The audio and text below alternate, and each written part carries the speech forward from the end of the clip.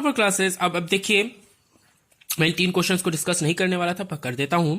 एक क्वेश्चन दिया हुआ है -1 टू द पावर n, और इसका लिमिट है n इक्वल्स टू 1 से इन्फिनिटी तक। ध्यान से देखिए ये कैसा सीक्वेंस फॉर्म करेगा। इसका फॉर्मूला तो ये है, और ये n equals to 1 to infinity, यानी कि n इक्वल्स टू 1 2 3 4 करके अनंत तक के हमें इसमें वैल्यू पुट करनी है। आइए रखना शुरू करते हैं।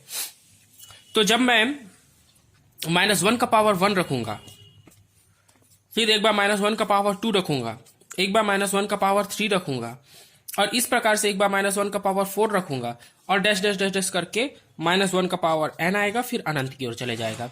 हम जब इसको देखते हैं तो ये जो हमारा Sn यानी कि सीक्वेंस का फॉर्मेशन कर रहा है, वो सीक्वेंस कैसा बन रहा है। जब ऑड पावर है यानी -1 टू द पावर 1 है तो ये -1 ही आएगा।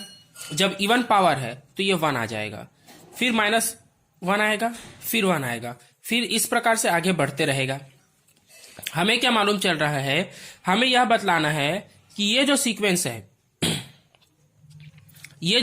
है ये क्या है, अपर बाउंडेड है, लोअर बाउंडेड है, ठीक है, यानी कि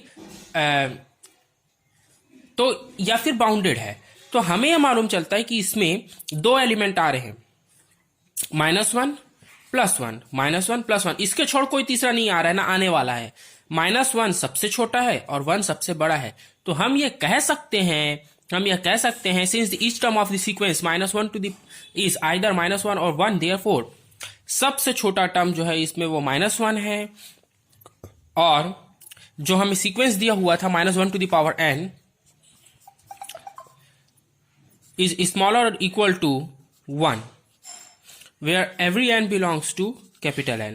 तो ये आप लोगों को समझ में आ गया होगा कि ये इसका अपर बाउंड है, ये इसका लोअर बाउंड है, और ये बाउंडेड होगा क्योंकि इसमें हाईएस्ट जो नंबर 1 है और मिनिमम -1 है, इससे अलग कुछ आने वाला है ही नहीं।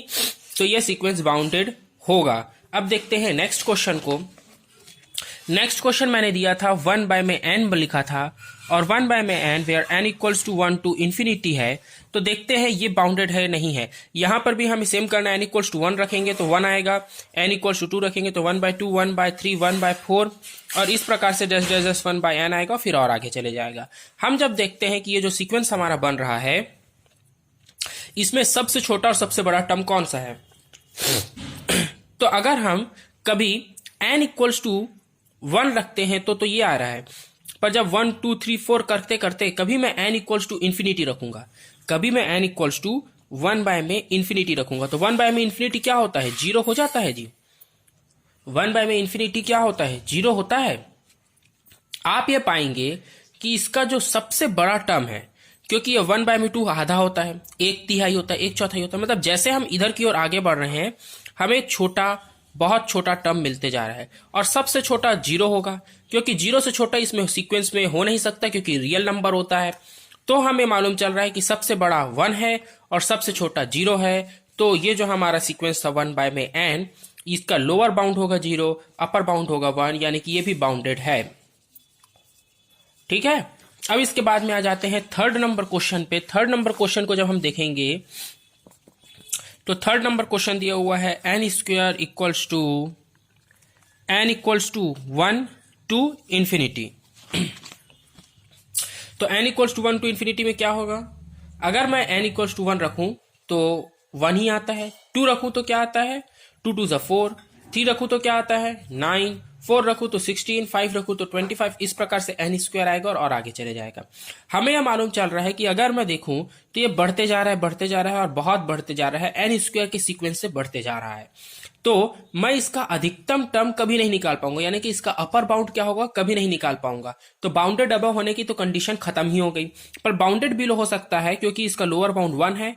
तो ये होगा लोअर बाउंड है इसका 1 से 1 में n, हमेशा 1 में n नहीं है, ये n² है, होगा या इक्वल होगा। तो ऐसा इसका एक लोअर बाउंड मिल गया, इसलिए बाउंडेड बिलो सीक्वेंस है। Thanks for watching. Please channel को सब्सक्राइब कर लीजिए, और आगे हम बहुत सारी चीजें और बहुत IMP थ्योरम्स पढ़ने वाले हैं।